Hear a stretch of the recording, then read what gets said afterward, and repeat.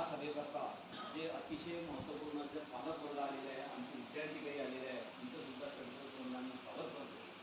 आणि या कार्यक्रमाला उपस्थित आमच्या शिक्षक प्रतिनिधी सौ बर्डे मॅडम, या कार्यक्रमाला वेळेवर का होईना पण आमच्या विनंतीला मान देऊन त्या आमच्यासोबत आल्या. पाटील मॅडम, गायधने मॅडम, आमचे ज्येष्ठ शिक्षक पाली सर, जे संचालन करून आलेले आहे असे गवई सर, या सर्वांचं सुद्धा शब्दसंबंधाने स्वागत करतो.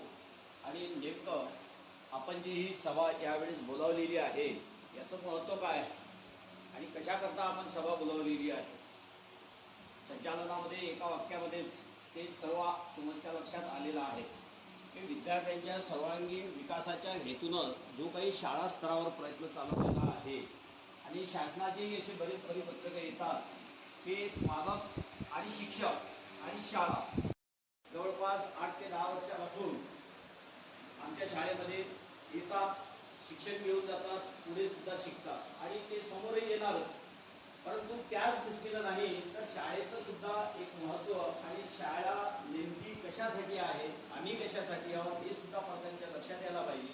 आमचं कर्तव्य काय आहे, पालकांचं कर्तव्य काय आहे, विद्यार्थ्यांचं कर्तव्य काय आहे, या सगळ्या गोष्टी आपल्यापर्यंत पोहोचवण्याच्या दृष्टीने आम्ही आजच्या या सभेचं पालक सभेचं आयोजन आल्याबरोबर तो प्रस्ताव मी टाकलेला आहे.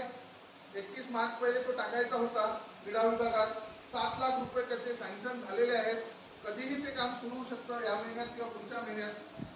जेव्हा जेव्हा नवीन विद्यार्थी येतील किंवा त्या आल्यानंतर विद्यार्थिनी त्यांच्यासाठी सुसज्ज असं व्यवस्थित चांगलं वॉशरूम त्यांच्यासाठी आम्ही सुरू करण्याचा प्रयत्न, म्हणजे सँक्शन झालेला आहे क्रीडा विभागातून. पण ते आता त्या शासनाचं कसं असतं तुम्हाला माहिती आहे, किती वेळ लागेल, काय वेळ लागेल त्याला त्या गोष्टीला टेंडर करणं, हे करणं, ते करणं, त्याच्यामध्ये होऊ शकतं. असे 3 प्रस्ताव प्रातिनिधिक स्वरूपात मी आल्याबरोबर टाकलेले आहेत.